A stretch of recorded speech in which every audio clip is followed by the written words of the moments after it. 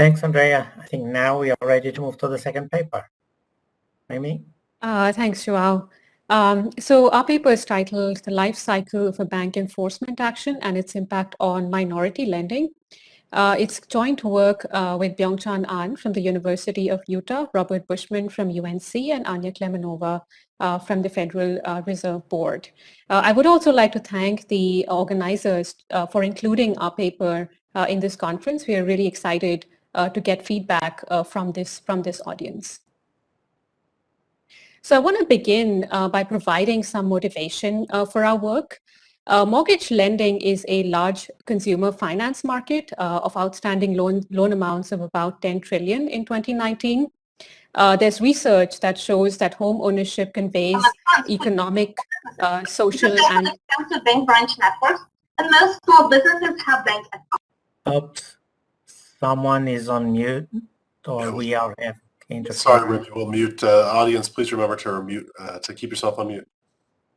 Okay. All right, so continuing, there is research that shows that home ownership conveys important social and economic benefits. It's been tied to intergenerational wealth transfers, explains the wealth gap between whites and minorities. Children of homeowners have higher educational achievement, a lower likelihood of incarceration. So there are lots of benefits that are associated with home ownership.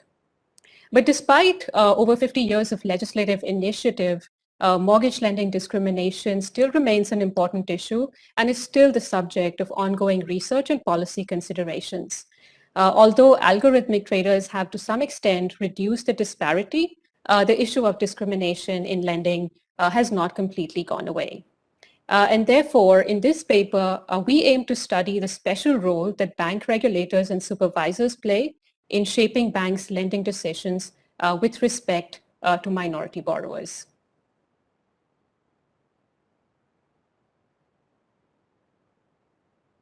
So to state our research question, we want to ask, well, how does the supervisory enforcement process affect banks' borrower base in residential mortgage lending, specifically with respect to minority borrowers, and what mechanisms drive this change? To provide a little bit of a background, we look at bank enforcement actions in this paper. Bank enforcement actions or enforcement decisions and orders, EDOs, have been issued by banks, bank regulators since 1966, but they've been disclosed publicly only since 1989.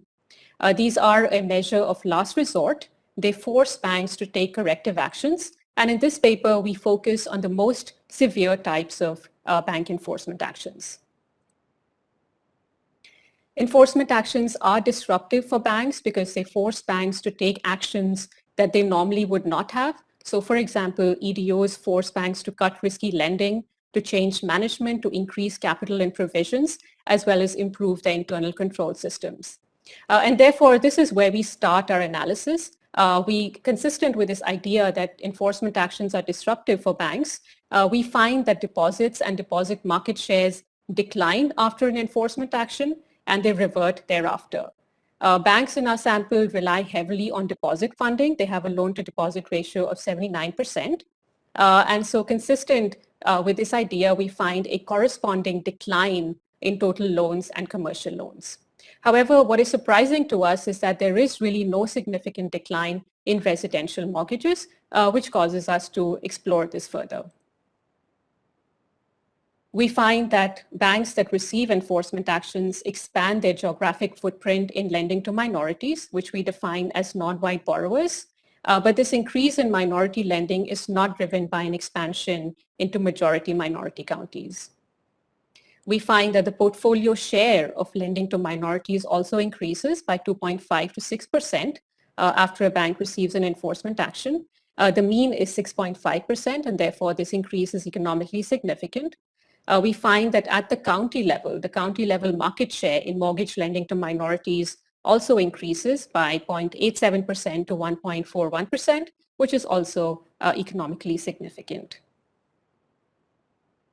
Now, an empirical challenge that we face in this study is that EDOs are not randomly assigned.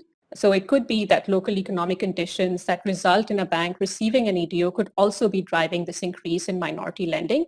And we do a host of analyses to try and address this concern. So we study changes in county level market shares. We look at EDO banks in relation to all other banks in that county, and we find that EDO banks expand lending to minorities relative to all these other banks operating in that county. EDOs are staggered in time. They vary by geography, which reduces concerns that year or geography-specific factors could be driving our effect. We control for bank characteristics, county-level employment growth, year and bank fixed effects. And in robustness analysis, we create control samples of non-EDO banks matched on bank characteristics, as well as non-EDO banks randomly selected by year and geography. And we find that these results are robust to all those analyses. In further analysis, we look at the denials of loan applications. We find that before an EDO, minority borrowers are 11% more likely to be denied a mortgage loan relative to white borrowers. But after the EDO termination, these denials fall by half. We find, however, that this decline in denials is driven by the less risky refinancing and home equity loans. So this drop in denials is unlikely to translate to a corresponding increase in home ownership. We also find less reliance on non-price terms. Non-price terms have been used by banks to ration credit, and minorities are more likely to be constrained by such terms. We find that following an EDO termination, minorities are in fact 0.86% less likely to be rejected for a mortgage due to their credit history. So overall, we find a decline in denials and we find less reliance on non-price terms. We also look at changes in risk, and we don't find any increase in portfolio risk following EDO termination.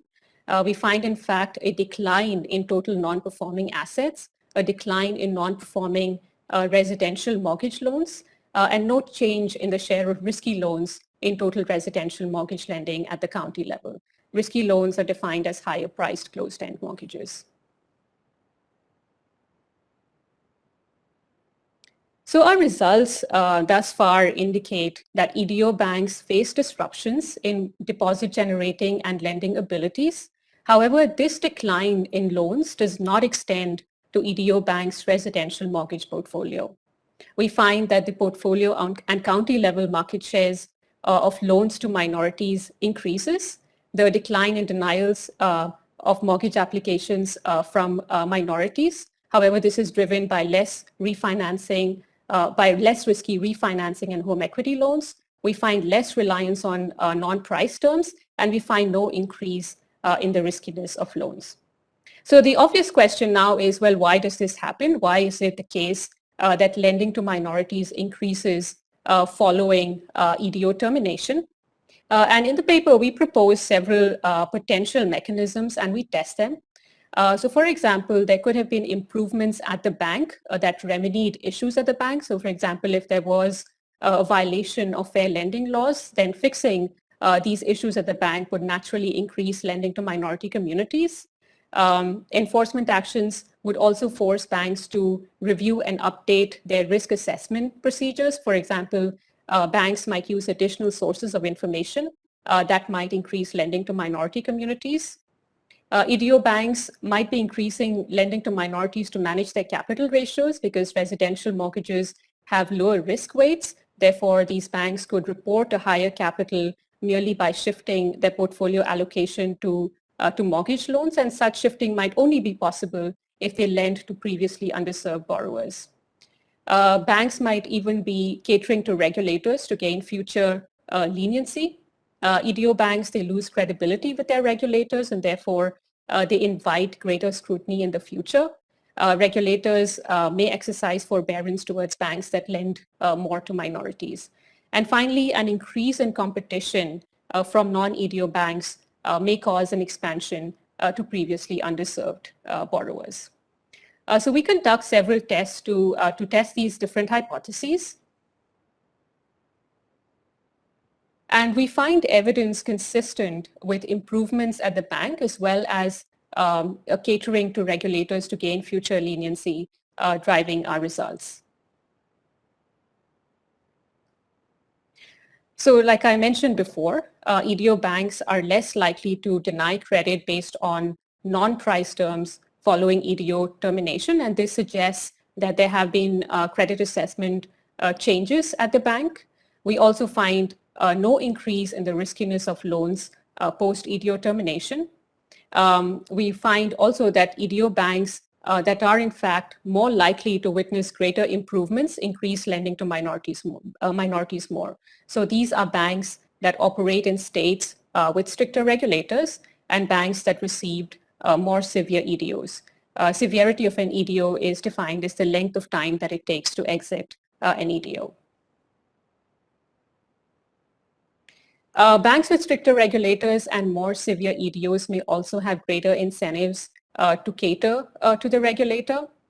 So we conduct an additional test where we look at CRA ratings.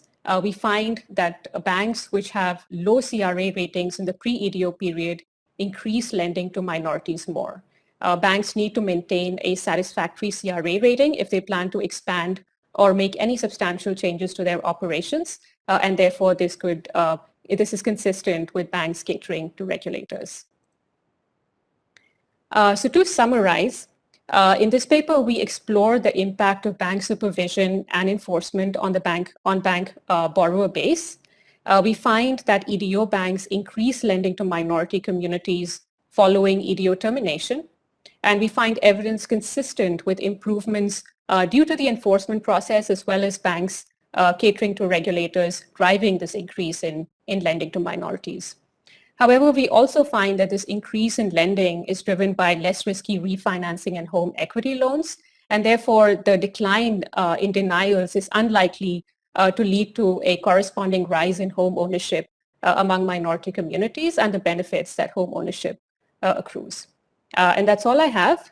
Thank you for your attention, and we look forward to your feedback and comments.